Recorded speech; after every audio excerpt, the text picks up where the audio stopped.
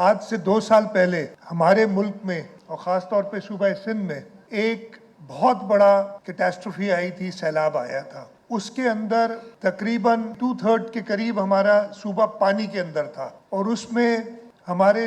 20 लाख से ऊपर खानदान, लोग तो तकरीबन 1 करोड़ से ऊपर बेघर हो गए थे। हुकूमत सिंध ने ये फैसला किया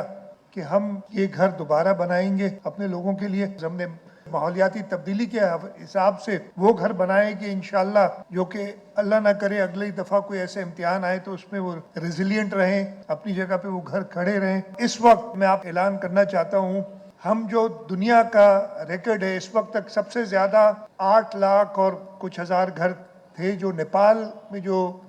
ज़लज़ला आया था उसके बाद बनाए गए थे हुकूमत की तरफ से,